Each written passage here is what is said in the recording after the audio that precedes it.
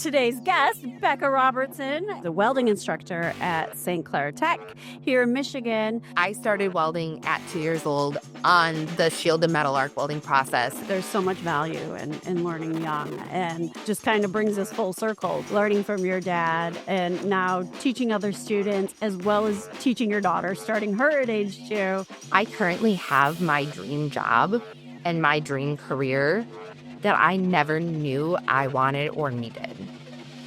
Welcome to the Still Building America podcast with your co-host Josh Welton and Darla Welton. Americans haven't forgotten how to work with our hands.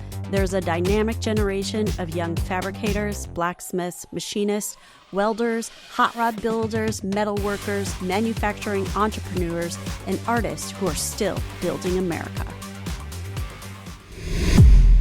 Want to level up your manufacturing or metal fabrication career? Fabricators and Manufacturers Association connects you with the education, training, and community you need to stay ahead. As an FMA member, you'll get access to exclusive resources, industry events, and a network of professionals who share your passion for making things better. Join today and start building your future in manufacturing at fmamfg.org. And now, back to the episode. Well, welcome everyone to this episode of the Still Building America podcast. It's already been a lot of fun because we were chatting with Waylon, who is the 3-year-old daughter of today's guest, Becca Robertson. And Waylon was showing off some of her welds that she's done with her mom. Her mom is a welding instructor at Clair TEC here in Michigan, and we're excited to have her with us today. Before we jump into our conversation with Becca, we're going to share a quick clip of our conversation with 3-year-old Waylon. Listen to this. Waylon, do you remember the first time that you welded with your mom? I think it's 2. How old are you now?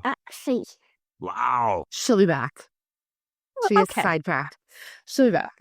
She's got her first weld. Wow. Looks good. I didn't even know what welding was when I was 2. Me either. I don't think I knew what welding was when I was 12. You were bugging Mama to weld for a long time, huh? Yeah. Did you love it? Yeah. Have you done it since then? Yeah, you've done it a couple times. Were you afraid of it, or did you feel excited about it? Excited. Excited? Did your mommy have to make sure the jacket and gloves fit you? Did she have to do anything special to make them fit? Actually, she's shaking her head, but actually she's kind of right. Her hands are still kind of little, but Blue Demon makes children's size welding gloves. Oh, awesome. So I found her through a lot of research. I don't know why there's not a bigger market for like toddler size welding PPE. I personally think that there should be. My Little Tykes welding PPE. Oh, right. That would be fantastic. But I found her like children's size safety glasses, and she had her little TIG gloves on. I love that. She's got her chipping hammer, right? Like it's a regular size chipping hammer. She's 2. And she is like taking it and she's like snuggling it. She's like, oh, it's my favorite. And then she like instantly turns focused and fierce. And she was hitting that 60-10 bead straight on the money every single time. I'm like, you're doing it better than most of my students are. It's like she had a point to prove. Did you come to Mommy's work before? Yeah. Yeah. Did you weld at your mom's work? No. No. No. Did you teach some kids how to weld? No. She tried. Did your mommy learn how to weld from her daddy? No. Yes. Pa taught Mommy how to weld. Got a legacy to carry on there, huh? Oh, yes. Third generation welder right there. That is a great weld. You did a nice job on that. Say thank you. Thank you. Gracias. Gracias. Merci. Merci. Dakshin. Merci. Dziękuję. Good. Well, that was fun to see how excited she was to learn from her mom. So now let's get a little background. I mean, well, first of all, give us a brief overview of what your role is right now and how you got there. That's actually a really long, like, kind of twisted story of how I got to where I am.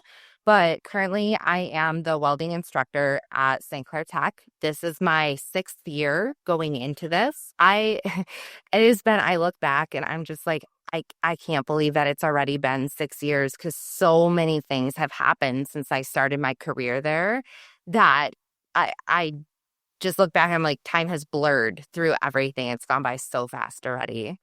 So I started welding when I was 2 years old. My dad was a welder. And I remember from when I was a little kid, like one of the first memories that I have is actually like sitting in his lap when I was little, and he would put like the oversized welding coats on me, and I would have like the giant, stick gloves and the welding helmet with like multiple bandanas or like hats on, to make it fit.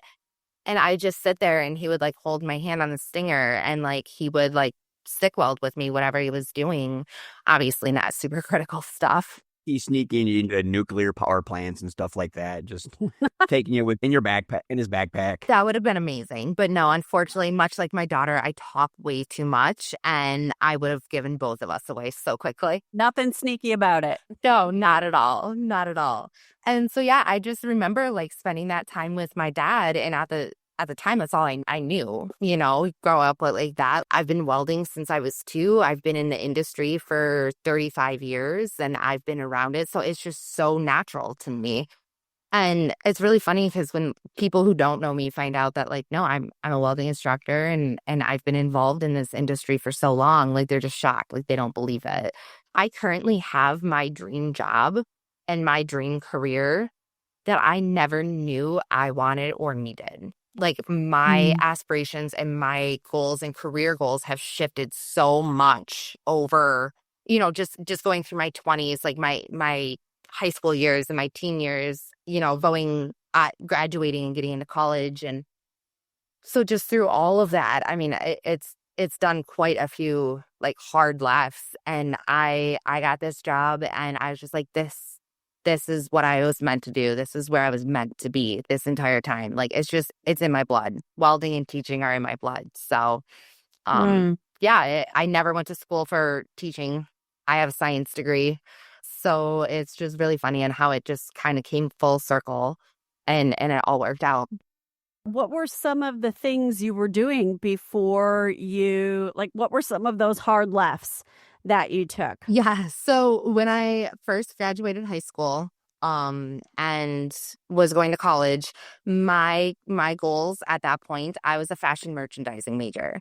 And so the complete and total opposite of where I'm at now. And so I spent a couple years, pursuing like my gen eds, and I went to school for fashion merchandising and fashion like marketing. And I actually got a chance to study fashion out in Paris and London, which was absolutely incredible. Like it was such an amazing experience to be able to go out there and actually be like in those cities and studying like at the time my passion. And so after a little bit of that, it was I was like in a weird, not like kind of like a weird place in my life, but I was in a relationship at that point that wasn't exactly the healthiest of all relationships. And being so young, it kind of swayed me, I feel like a little bit.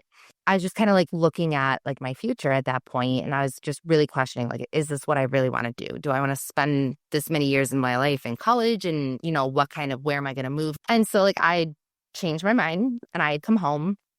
And honestly, like I have no regrets on that, even though it was kind of like a outside factor, I would say, that kind of like really played not all into it, but a big part of it. And so I came home and I was like, okay, what do I do now? Right? Because like when you're in high school, everybody expects you by your senior year to just have your life figured out. And to me, like as a high school teacher, like I'm working with these students daily. I have my students for 2 years straight, and I have them for a significant amount of time. My program that I have only 2 classes, but 50 kids. And I have each class is 2.5 hours a day, 5 days a week. So I spend a significant amount of time with my students. And so by the time that they're like getting ready for graduation, I've spent, the equivalent of like a 4-year, like a normal, like homeschool or a high school class, like for 4 years. I see my kids and I can resonate with that. Like, what do I do? I don't know what I'm going to do now, feeling, because I've lived that multiple times. I just lived it later than high school. And I think that's something that's not really spoken about enough. I think that's something that really deserves more attention and like brought to light of being like, that's okay. It's insane that we expect 18-year-old kids to like put their foot in the ground and say, okay, this is what I'm going to be for the rest of my life. Exactly. My line that I always say to my students, my kids, is like, I'm open and honest with them. And I'm like, I believe that that's an incredibly unfair assumption and an unfair pressure to put on you guys at this point in your life because, you know, society is asking you for so long, what do you want to do? What are you going to do? Like, are you ready? Like, what's your plan? Are you going to work? Are you going to college? Like, when they expect them to have it all together and to be completely prepared to be a functioning member of society, when literally like 2 months ago, they had to ask permission to go to the bathroom. And I'm like, that just doesn't, to me, that doesn't make sense. And I'm like, I kind of get it, but I strive as a teacher to try to have them better prepared for life and for knowing their different options and knowing their different resources that they have available to them than I ever was. And I went to a pretty good school, but I just, even way back then, I didn't feel like I was really ready for the real world. And so like going to college, you know, when you're 16, I decided I loved fashion. So I was going to be a fashion major. And I did love it. Like, don't get me wrong. Like, there's a huge part of me that still loves that. But it just wasn't what was meant for my life. Like, I wasn't meant to try to make money at it. Like, it could be a passion, but it's one of those passions that if I tried to make money at it, I knew I was going to end up hating it.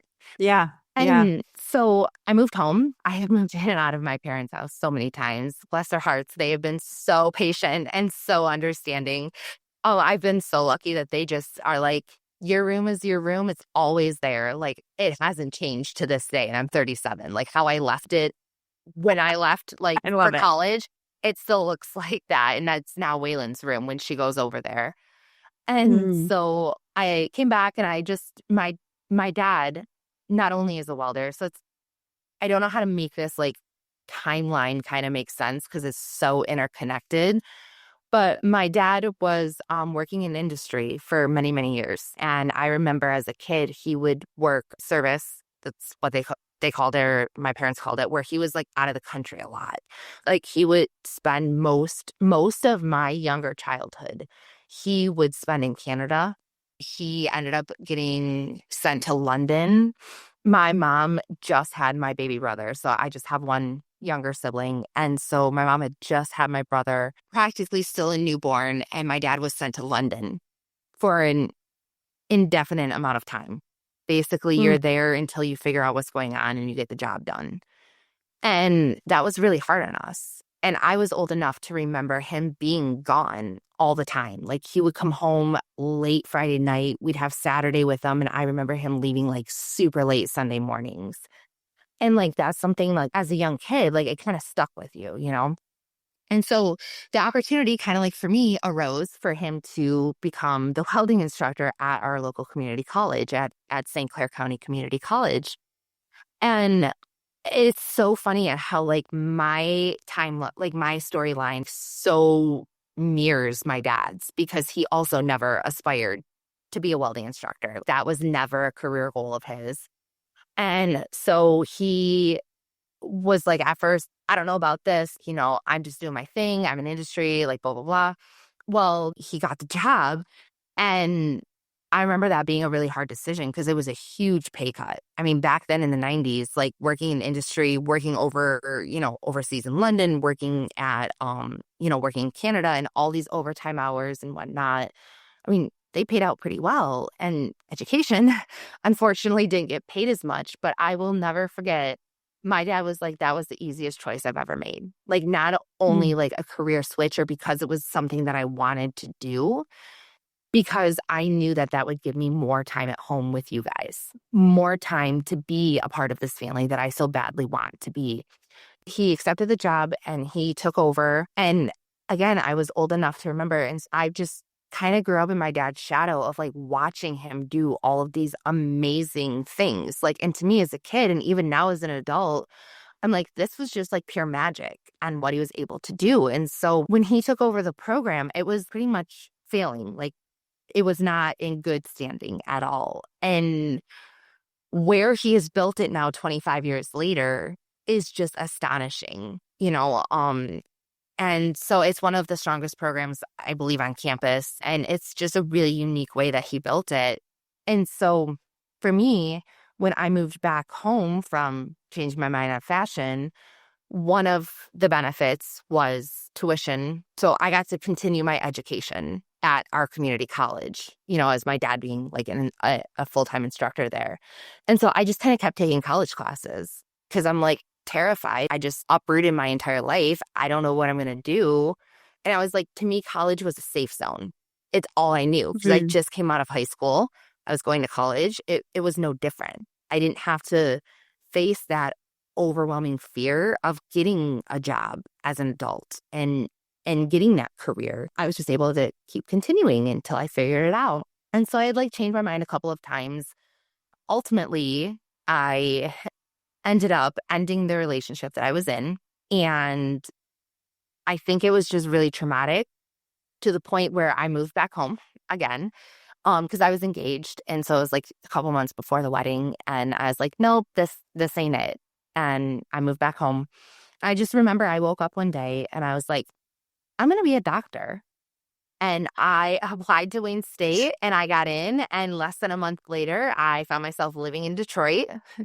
And I mean, just full send. And so that's kind of how I've always been, is just like kind of spur of the moment, like life decisions.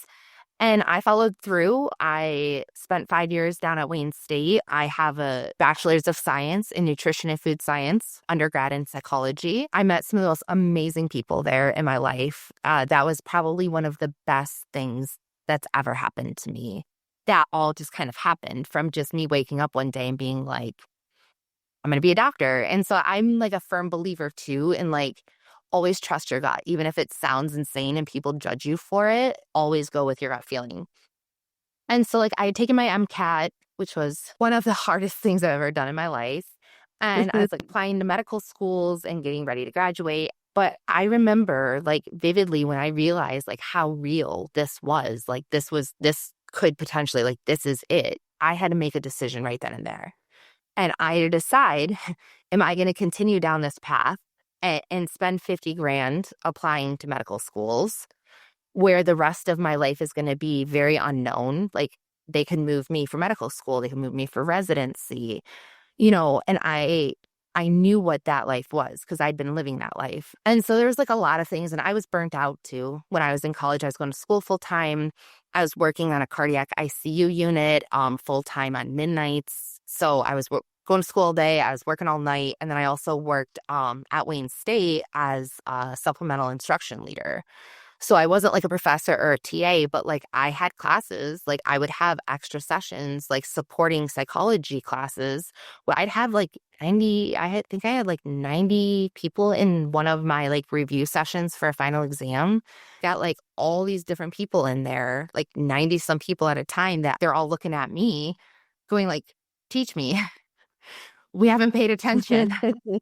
And so like I kind of had like the teaching experience there. Ultimately, for multiple reasons, I once again kind of changed my mind. I came home. I was once again lost. Had no idea what I was going to do, but this time I was done with college. I had spent, at that point, 10 years of my life in college. I had like 360 credits because I just kept going. And, I was starting my life with my husband.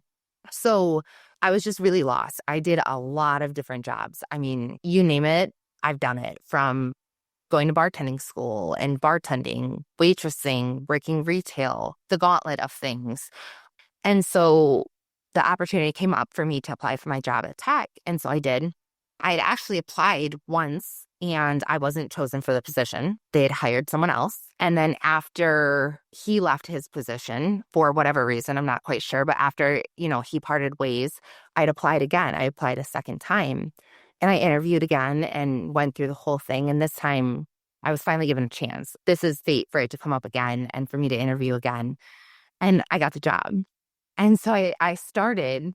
I found out that I got my job 2 weeks before school started in August of 2020. So I started teaching for the first time during the COVID pandemic, which was really quite the roller coaster. I remember that first year, like not knowing what I'm doing. Cause again, I was going to be a doctor. Like I was in orgochemistry lab and physics lab. Like I wasn't in education classes. So this was all new to me.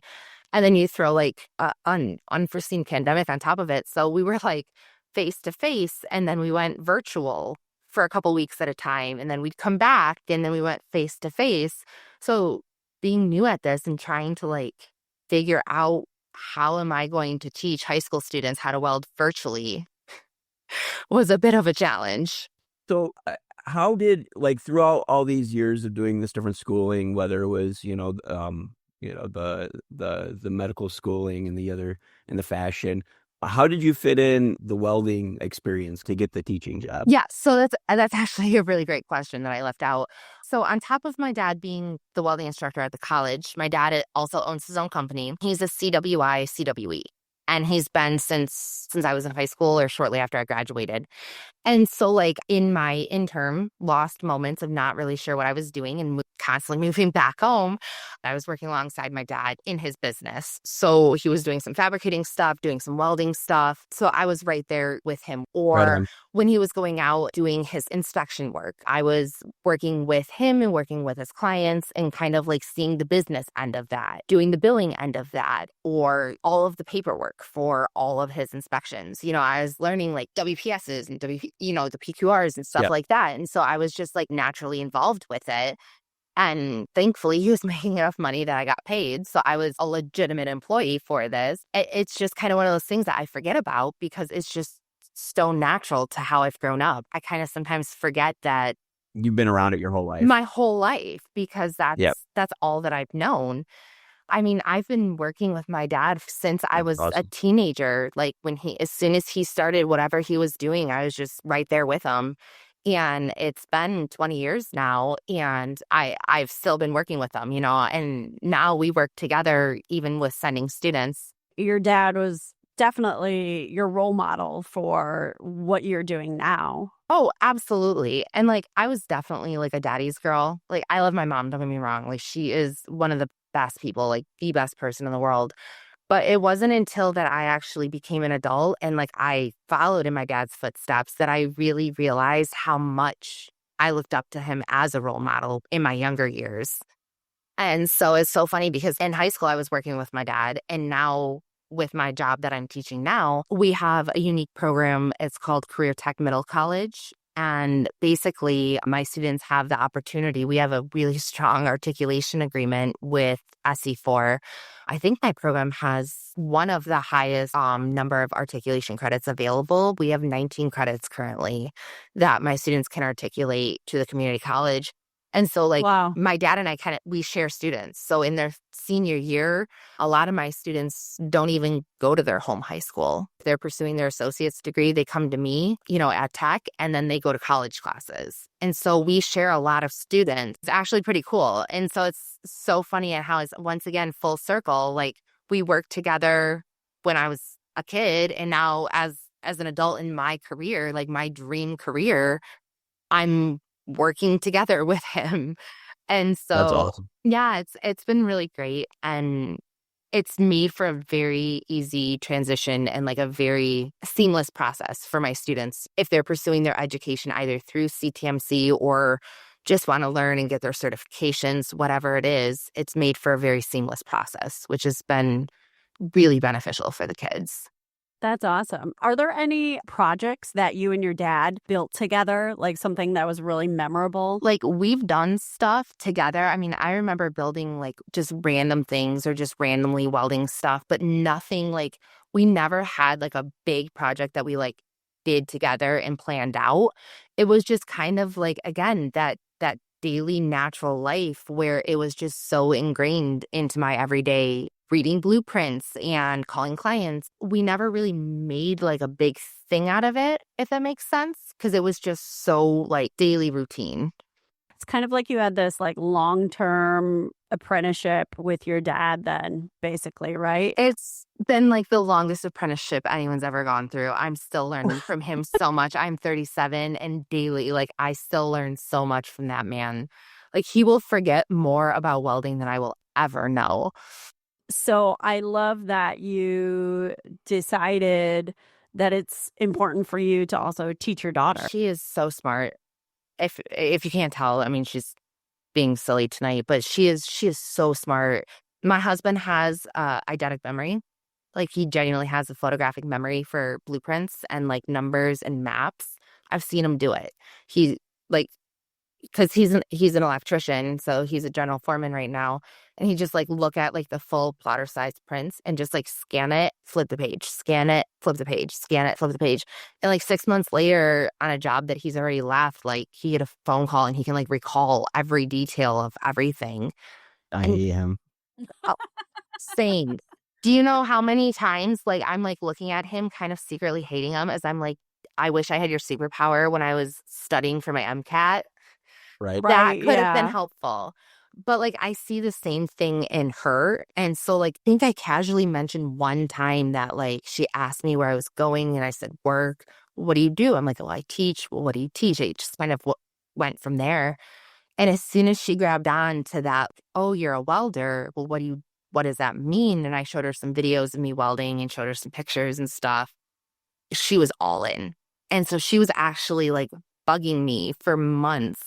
Teach me how to weld, Mama. Like, I want to learn how to weld. And she was still 2 years old. And so That's a whole different type of terrible twos right there. Oh, 2 was something. 3 is we're surviving, not thriving. 3's a lot more than either of us anticipated. And so, of course, she picks like the coldest months. I remember it was super cold that day. And we live in the country. We farm. My husband farms. And so we have a bunch of farmland and some barns and stuff where he's got a shop in. And so I was like, all right, today's the day. Let's do it. So we went over there on a Sunday. And I remember doing the whole thing. As I was doing it, though, like I'm now in my dad's shoes. And I'm doing this with my daughter.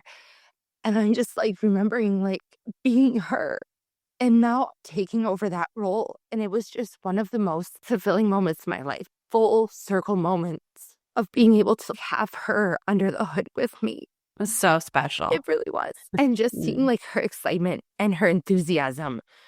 This girl is to a fault. She is fearless. Sat her on my lap, got her all, protected. And of course, I'm a mom, I don't want to say not a dad, but like I'm a mom. So I'm like, 1 welding coat? No, you've got 4. Like I'm like stacking them all up. I remember being in shorts and my dad just like throwing a giant green coat over me and not even buttoning it and just being like, suck it up, you're fine. And I'm like piling like as many welding jackets on her legs as possible. And so she's sitting there and the one machine that we had, it just wasn't working. So I was like, let's go. We've got this old Lincoln welder. Like, I'm talking about. It's like, it's not the square one, but it's Tombstone. like, yes. You cannot kill those things. Like, it is so old, but I freaking love it. And The Tombstone comes up in so many of these podcasts. Yeah. Does it really? Oh, I have one too. When we got the farm, it was there. And I was like, let's send it. Like, we're just going to start stick welding. Because I was going to try getting her on flux core, like MIG, something easy where she just pulled the trigger and kind of drug it along. The universe had different plans. Full circle moment. I started welding at 2 years old on the shielded metal arc welding process. And so I was like, that's what I started whaling on. And so her first bead she ever ran, she sat in my lap. She had her hands on the stinger and I had my hands around her. And she ran 60-10. I mean, we sent it with the whip and pause and she loved it. As soon as that arc struck, I was kind of anticipating her to be scared or like kind of let go. She was all in. She was 100% laser focused and she was so happy and so excited the whole entire time. As she's gotten older, she's 3 now, 3.5. Her birthday's at the end of March. I just see that passion growing more and more. She's always asking things about welding. And I signed her for swim class over the summer. And of course, being a welder, this is the one thing that I remember I used to always hate my dad doing. He always told me, one day you're going to find yourself doing this. And he was right. But when you're out in public, you're out in the wild, you notice welds. You know what I'm talking about? You can't help it. They're just there and you notice them. And then you can't help but comment on them out loud, we're in the pool and I'm like trying to listen to her tell me what to do with my child who's like flailing around. So I'm trying to like follow along, put her up on the ledge as all the other kids are nicely sitting. And I look over and there's this stainless TIG bead on all of, because it was stainless cladding all the way around. And the first thing that I say out loud is they didn't hold their post flow. There's a giant crater in the end. Everyone was focused on their own kid, but my child heard every word I said. And she now, every time she sees a weld anywhere, she's like, they didn't hold their post flow. They didn't wrap their corners. Like, no, you're right, baby. They did not. They did not wrap their corners very well. They definitely did not hold their post flow. They could have done better. She's like, they should have done better. Like, what am I raising right now? Your daughter needs one of those I'm judging your welds like shirts or something. She does. I bought myself one for work. It says, I'm silently judging your welds. And I wear yes, loudly judging your welds. Oh, yes. Any of my kids, any of my students who are going to listen to this would definitely say, no, there's nothing silent about her. She's very vocal. I tell my kids on their very first day of class, you know, you get them all and they're like nervous and excited. And a lot of them never struck an arc. And I just tell them straight up, you guys are gonna suck. Make peace with that. My job is to help you suck a little less by the time that you leave me. By the end of the first day, even the second day, my kids start wearing that, like, instead of it being like something for them to be like ashamed of or worried about, they start wearing it like a badge of honor where they're like, yeah, no, I do suck. And then they start telling me why. I start, you know, because I teach them the 5 physical variables, your work angle, arc length, travel distance, all this stuff. And by the end of their second day of welding, they're already self-correcting themselves. And they're like, I know I did really good here, but I sucked right here. Like, my arc length was way too long. And so, like, that's half the battle right there. Mm-hmm. And so it's crazy to see. And so, like, that's something that I'm incredibly proud of with not only my daughter, who has no problem telling people that they did not wrap their corners, but like with my students themselves of just so naturally being able to like start understanding that. And I credit, again, my dad a lot because I watched him as a kid build his program from the educational standpoint back up from a very floundering program to one of the most successful on campus. And I watched that. And so when I got the chance to do that, I followed in his footsteps because I'm like, this is what works. This is what I know. And it makes sense. And so I modeled my program very much after that. And I've had a lot of success. Yeah. Well, we met you for the first time this year back at the Skills USA Michigan competition. Yes. Josh and I were judging the metal sculpture, and then you were also helping with judging on the paperwork, technical side of things, right? Yes. So I've been a part of Skills, you know, since I started teaching. But last year was my first year actually kind of taking on more of a leadership role in there. And so I was kind of under the wing, learning the ropes of what is going on here, because I've had students enter and compete and whatnot. Right. So just kind of trying to like really kind of step up and eventually, if and when the opportunity ever came, to kind of take over that, because that's one of the things that I'm like so passionate about. And so as soon as I could get the opportunity, I was invited to be on the advisory board. I was invited to be like a contest coordinator. And then just in talking to them, it just kind of like all evolved from there. And so that's how we first met, was because of that more in-depth role that I had taken on for that competition. You know, we've now judged welding sculpture for 3 years, and I would say like some of the strongest technical welders have come out of St. Clair TEC. So impressed. Thank you.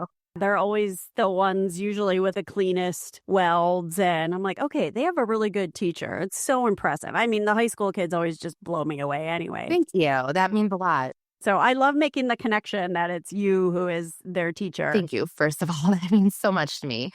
Teaching high school kids is not for the faint of heart.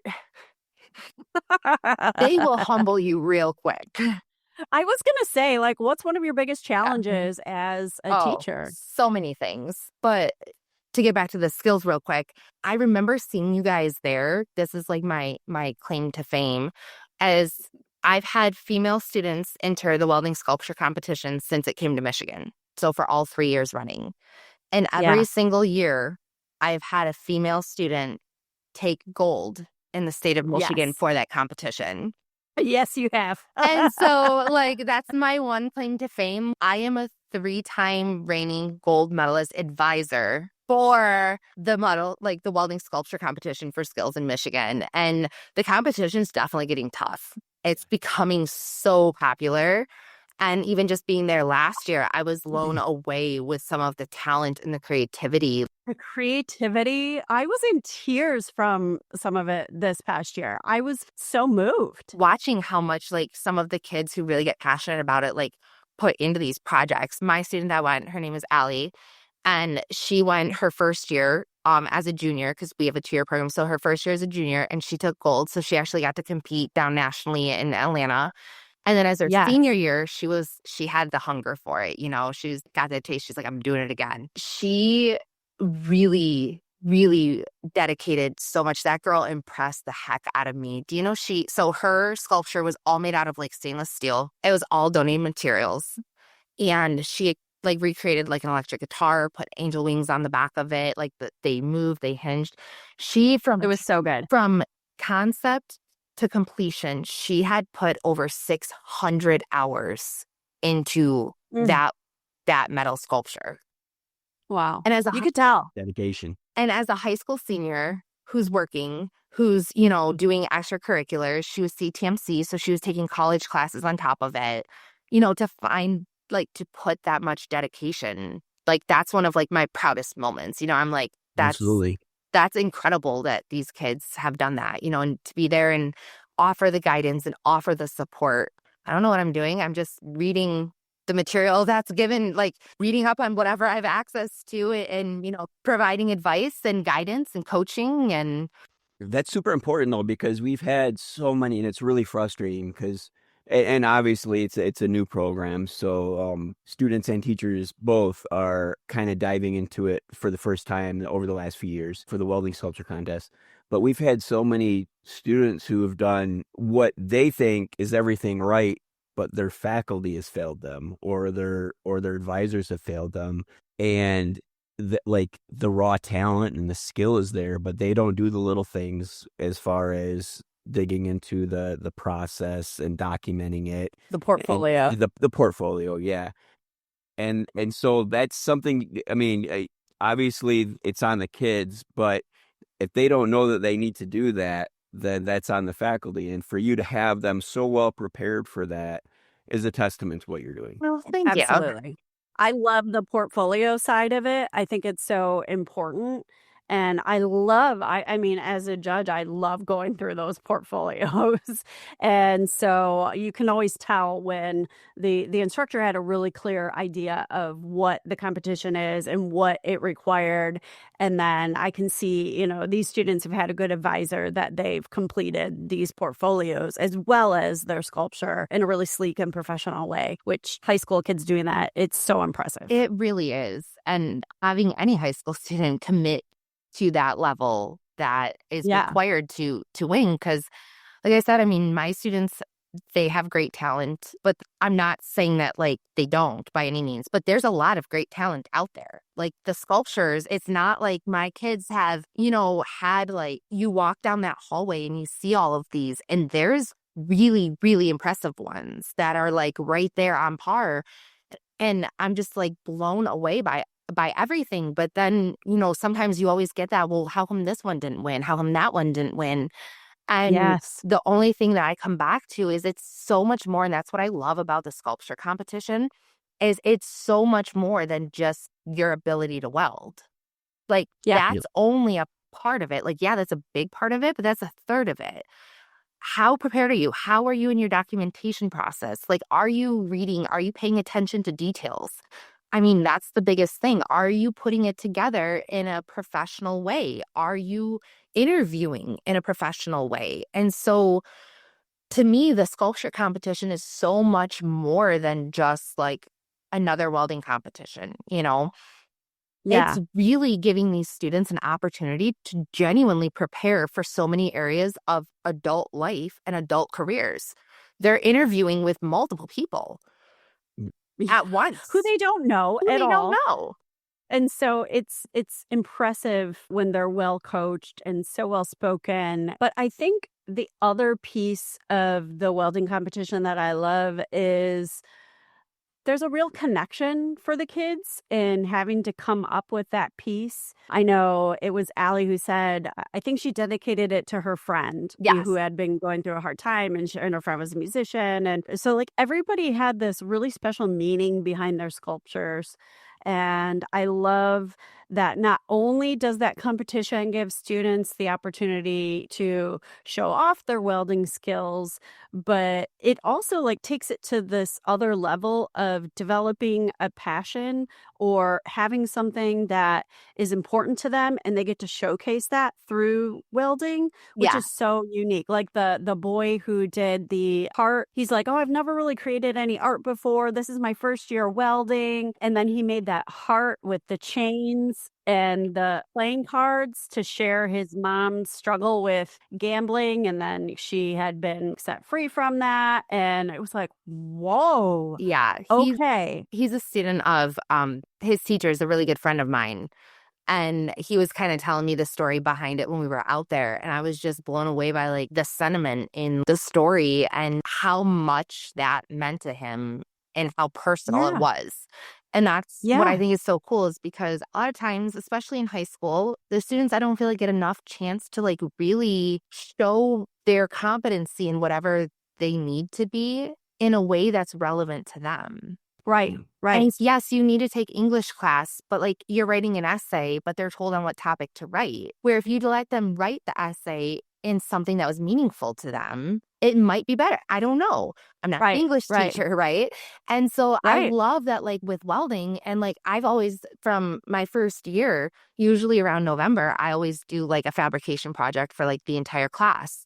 And if there's one thing I've learned from teaching high school students, never ever underestimate high school kids who have access to fire and welders in tables of just absolute scrap metal and junk.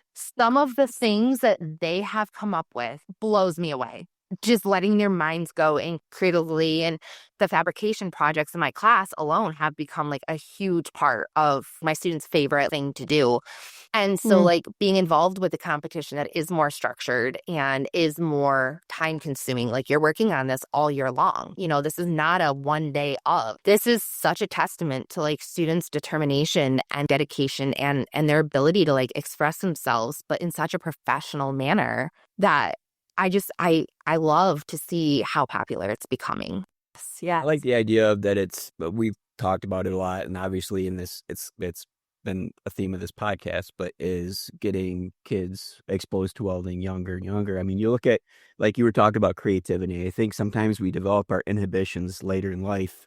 So you see a lot of the great art, the great music is created in the teens, in the early 20s, and you see a lot of the just the really incredible musicians, or they start when they're 8, when they're 5, when they're 2, because there's a different pliability in how you learn and how you develop both physical pathways and neural pathways when you're that age, that I think we as adults, we forget. We don't make those same connections anymore. We forget that once we thought like that.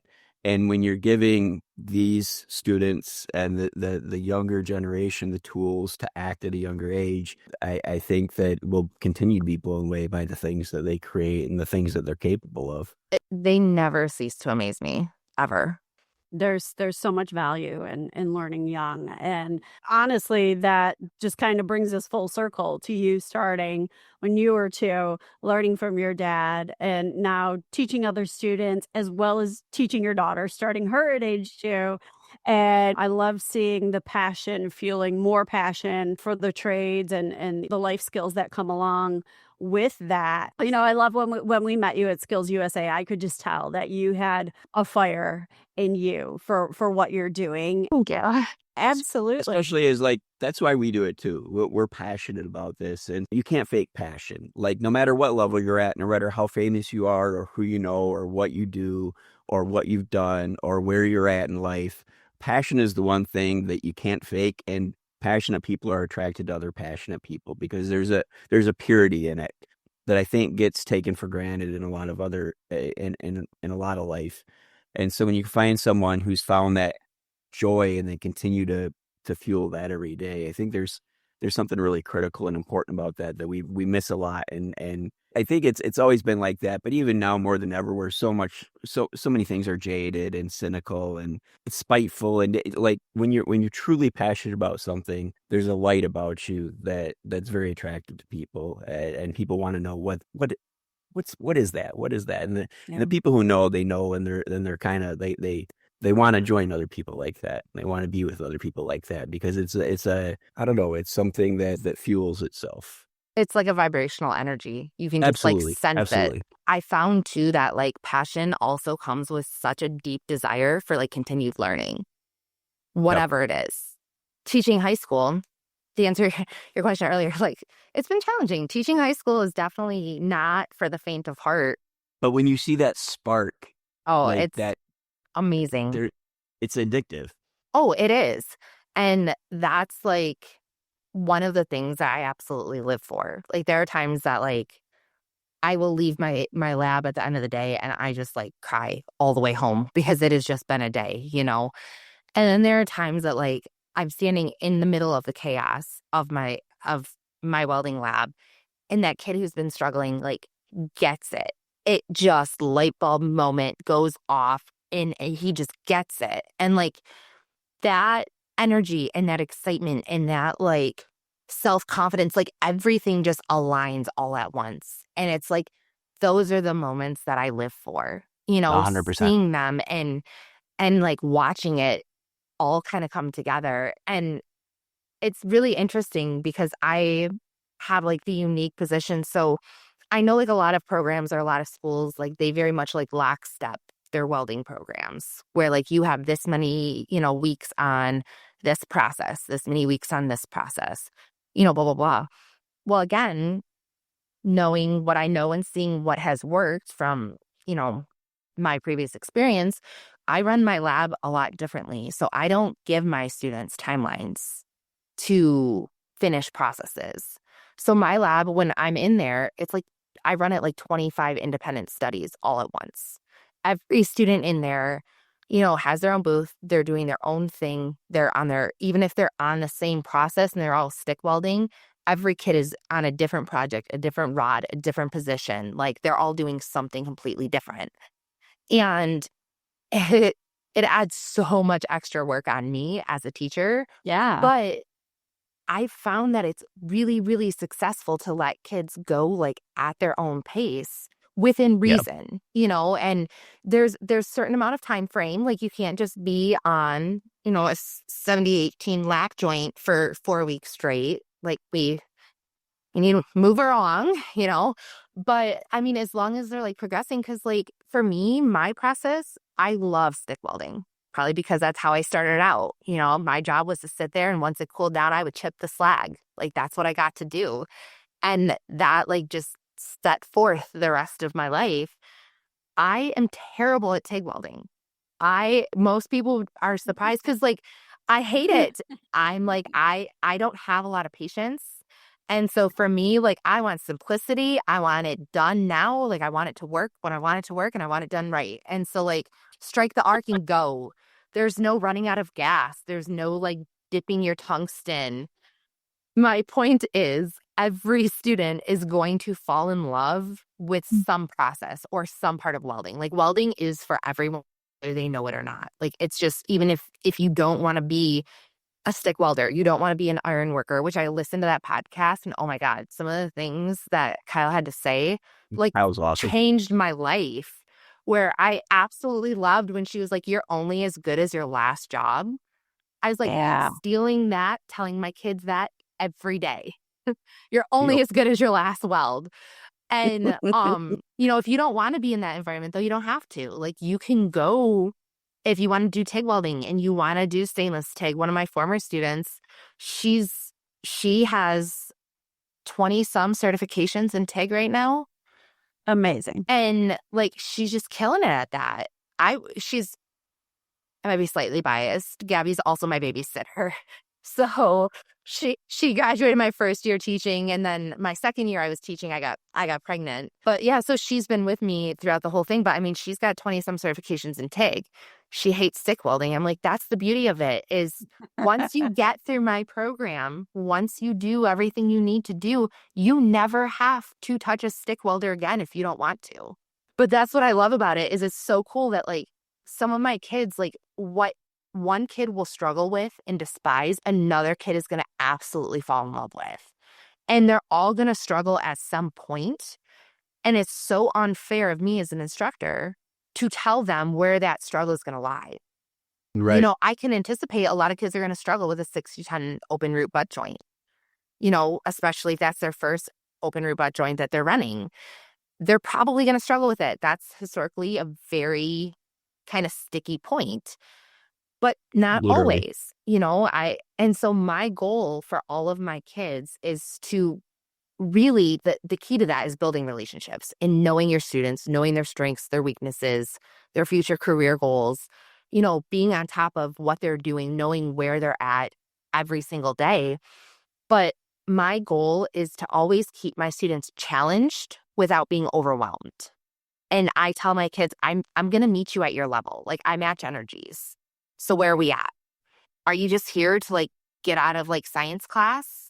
Because if you are, like, that's cool. Like, C's get degrees. You know what I mean? Like, if that's where you're at, like, I will meet you there. I'm going to obviously encourage you and motivate you to do better. But some students just are there because it's better than being in their homeschool. And I get that. And I respect that. Right. But then I've got some kids who are genuinely so passionate and they don't even know like that they are until they get into it and try it and start doing it. And so I had one student last year, this kid, I used to tell him all the time, I'm like, you are just a freak of nature. Like, you are an anomaly to the welding industry, because I've never seen someone have such a natural ability and pick up on it so fast.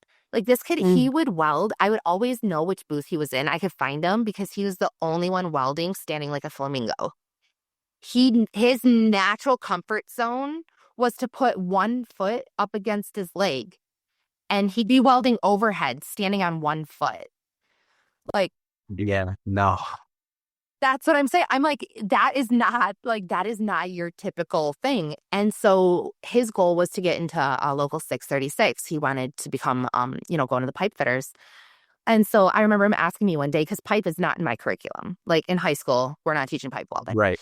And so I remember him asking me one day, like, hey, like, just questions about, like, pipe welding, the tests that they want you to take, like, what are the expectations at the end of the apprenticeship, blah, blah, blah.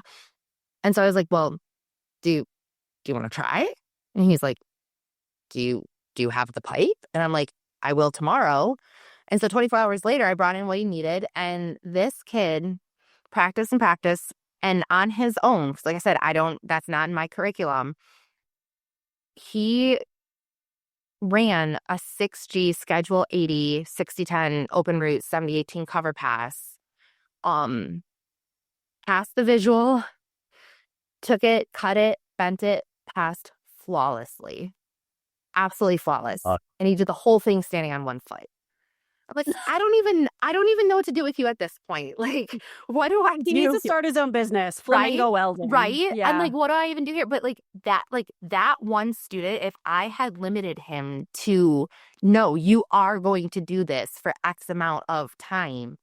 There's somebody telling Jimi Hendrix how he's going to play guitar. Exactly. And so I'm like, for me as the instructor, one of the most challenging parts is really just like, I don't want to say the exhaustion because it's the most rewarding, but it's also the most exhausting thing that I've ever done besides motherhood. But like, it's just knowing and recognizing, and then having students, like, having built those relationships where they are comfortable enough to come to you and like ask questions and like know that you will genuinely meet them at that level. And I always tell my kids, I'm like, listen, if you can dream it, we can make it happen. Like, we can do it. Like, I will meet you there if that's where you are at. And so I really, over my time, like my 2 years or my 1 year, depending how long they're with me, really strive for every single student to do the same thing for them, wherever they're at, wherever they want to be, you know, a, dreams and reality, they meet somewhere, you know, and I try to keep them, you know, constantly thinking, constantly, you know, pushing themselves, but not getting bored. I'm excited to connect with some of your students who you've had already. You know, you're Absolutely. telling us about these ones who have gone on and they're already doing some cool things, or they're like TIG masters. That is awesome. I mean, that's what this conversation is all about. We're still building America through legacy, whether it's you learning from your dad, you know, the tradespeople that we have now teaching their own families, their own kids, and then helping them develop a passion or decide if that's something they want to do, but giving them the exposure. Like, what a gift your dad gave you. And now you are giving it to other young people and your own daughter. And I just think that's beautiful. We're so honored to be able to share stories like yours on this podcast. And I'm so glad that you were able to sit down with us today. I know it was a crazy day for you. It was. But we're so glad that you were able to do this. Honestly, it was a typical Thursday. Yeah, right? Another day Right. that ended in Y. Exactly. But no, in all honesty, my kids are fantastic. I mean, they really are so great. And thank you, first of all, for being like, oh, I learned so much from you. It would be unfair for me to end the conversation without saying how much I learned from them every day. Like, honestly, like I am both terrified of the younger generation because I work with them daily and I see how their minds work. But also, I am like so in awe of how their minds work and how different it is. And especially right now, high school is not an easy place to be with everything going on, like, you know, across the board. And just watching these kids come in and like develop that passion and be so open-minded, I genuinely learn something from at least one of my kids every day. And I'm so grateful for that. And I feel like that really has changed me as an instructor. And I bring them in on stuff like, this is your education, not mine. I don't need to learn how to weld. I already know. You do. So you tell me, how do you want to do it? How do you want to learn it? And just having that conversation with them has opened my eyes to like so many different things that I never would have thought of. Makes you a better It does. teacher, And right? You And know? they make me a better person too. I love that. Well, Becca, thank you Of so much course. for taking the time tonight to join us. And Miss Whalen, your mama's an amazing teacher, and you're lucky to be learning welding and all other things in life from her. Aw, thank you. Thank you. Thank you. We so enjoyed our conversation with Becca. It's great to hear these legacy stories as well as the insight on teaching the current generation of high school students. So to see more of what's happening in Becca's program at St. Clair Tech, check out their website, sctec.org, or go to Facebook and search Welding Technology St. Clair Tech, that's TEC, to stay up to date on the program. Also, check out the Skills USA program through your local school district or at skillsusa.org. Thanks again to Becca for talking with us, and thanks to you for listening to the Still Building America podcast. Still Building America is a production of Fabricators and Manufacturers Association and part of the FMA Podcast Network. The podcast is hosted and created by Darla and Josh Welton. Episodes are produced and edited by Garrett Slager and Darla Welton. Additional production support by Dan Davis, Andy Flando, Dana Weicker, Mike Owens, Billy Culpa, Elizabeth Gavin, and me, Sarah Spring. Thank you for listening.